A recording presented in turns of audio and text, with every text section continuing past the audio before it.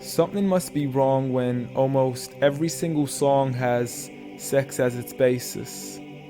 When rap stars get famous after making lyrics that are shameless. When a woman is expected to sleep with a man who doesn't even know what her name is. And when artists are paid to degrade the very women that have made them. To the point they are nothing more than pieces of plastic that we can dispose of once they are no longer attractive. It's sickening and sadistic that this world's become so misogynistic. And you can call me unrealistic, but just listen to the statistics. 7 in 10 men view porn, while over 75 million are addicted. 68 million requests a day for pornographic pictures, making 1 in 4 searches sexually related.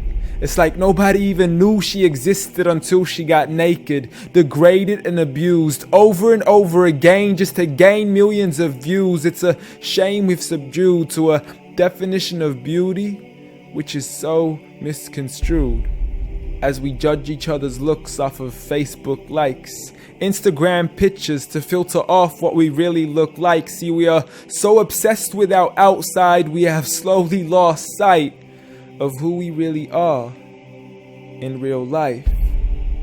I mean, it's sad to see so many teens lose their self-esteem.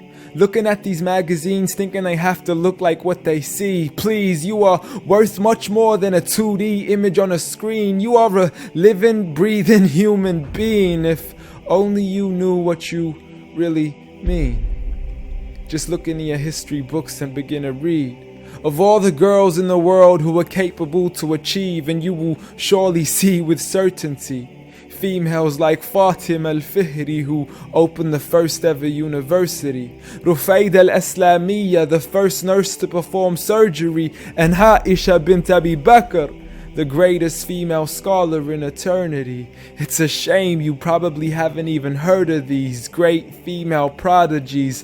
Honestly, we don't need to give up our modesty in order to be successful. For you are worth much more than a commodity that is sexual. You have so much more potential if only you knew your worth. You could be like the greatest of all women to have walked this earth, like Mary, the mother of Jesus, chosen by Allah to be an example for the believers, a woman who stood strong even when she was abused, falsely accused and ridiculed for things she'd never ever do, so it didn't really matter when there was nobody else beside her, for she knew that God was Ar-Razzaq and her ultimate provider, and she had to trust in Him alone. Just like Asiya, the wife of Fir'aun, a woman who was brave and courageous, stood up for what was right and didn't let anybody change this, a woman who was fearless and laughed in the face of death, for she gave up the riches of this life for a palace in the next.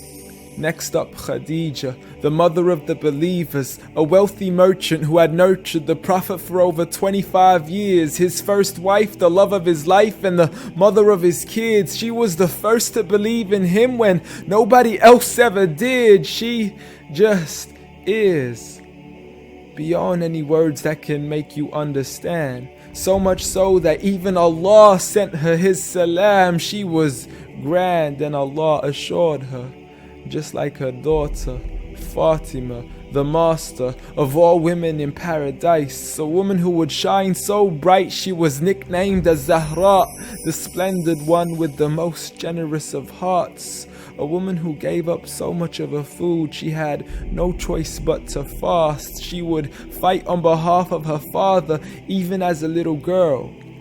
And such are the examples of the greatest woman in the entire world.